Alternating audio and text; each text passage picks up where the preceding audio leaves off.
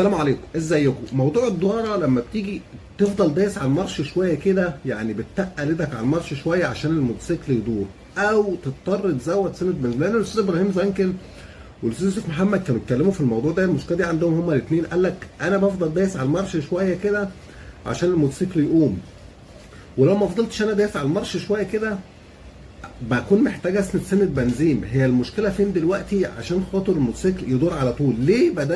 ليه بحتاج ادوس شويه على المارش؟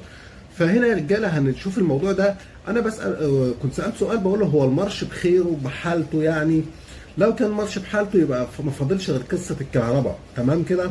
لو كان المارش في حالته، طب يعني ايه المارش في حالته؟ بس ده اللي انا حبيت اروح دلوقتي على الموتوسيكل معاكم واوريكم المارش في حالته يعني ايه.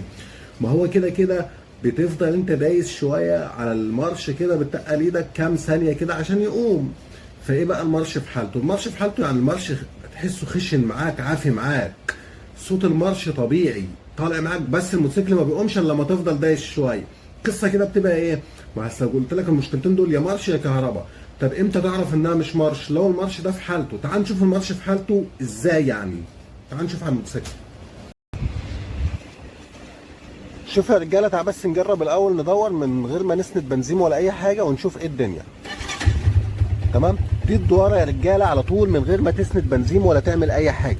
طيب لو ده ما بيحصلش معاك فانت المشكله اللي معانا بقى بتكون ان انت بتكون عايز تفضل دايس شويه على المارش عشان يقوم كذا ثانيه، يعني بتطول ايدك على المارش. فانا بسال سؤال، هل المارش بحالته؟ بحالته يعني ايه؟ تعرف ازاي ان المارش بحالته؟ زي كده، تعالى بس ندوس الاول على زرار البطال كده يا رجاله. شايفين ايه دي بقى؟ سامع انت هو ما بيدورش اهو، انا دايس اصلا على زرار البطال يعني هو مش هيدور. تمام، سامع صوت المارش؟ المارش خشن معاك وحلو وعافي معاك اهو.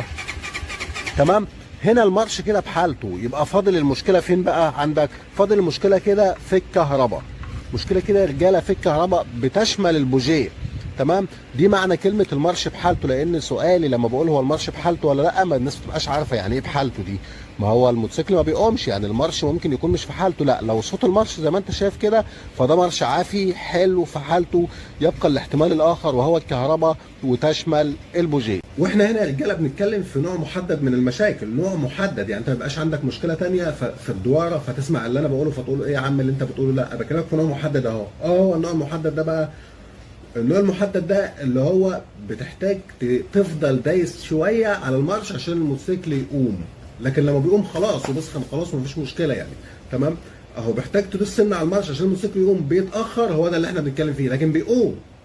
تمام، دي المشكله اللي احنا بنتكلم فيها. لان الحقيقه خلينا برضه نكون واقعيين شويه، المشكله دي منتشره في موتوسيكلات كتير، موجوده في موتوسيكلات كتير. الموتوسيكل اللي هو بيدور من اول تكه على طول، دي الموتوسيكلات اللي حالتها كويسه. لكن اللي احنا بنتكلم فيه الاستاذ ابراهيم زنكل والاستاذ يوسف محمد بيتكلموا فيها دي منتشره، والناس مش لاقيه لها علاقه اصلا، مش عارفه ايه الحل اساسا فيها يعني.